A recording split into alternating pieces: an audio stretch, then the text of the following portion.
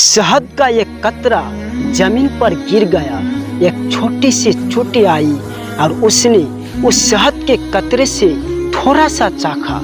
उसे बड़ा मजा आया।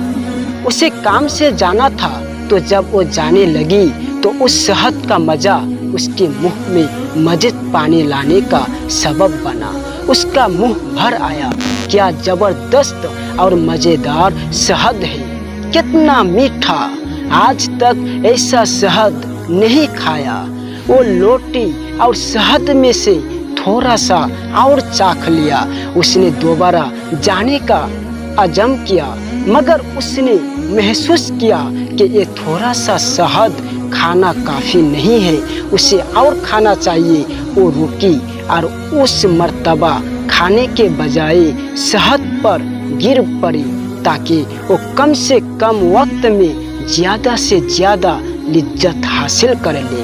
वो चींटी शहद में गोता जिन हो गई और लुत्फ अनरोज होने लगी, मगर अफसोस कि वो शहद से बाहर ना निकल सकी। शहद की चिकनाई की वजह से उसके पैर जमीन से चिपक गए थे और उसमें उन्हें हिलाने की ताकत ना रही।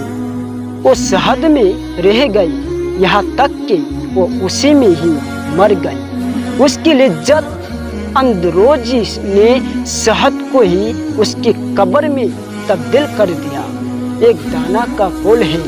दुनिया शहद के एक बहुत बड़े कतरे के अलावा कुछ और नहीं है।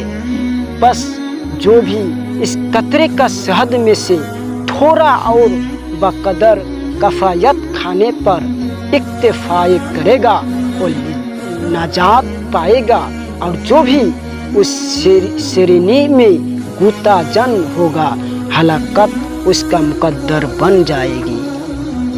तो दोस्तों, ये थी आज की वीडियो आपको कैसे लगी है ज़रूर कमेंट करके बताना, और हमारे वीडियो देखने के लिए चैनल को सब्सक्राइब करना। अस्सलामु अलैकुम।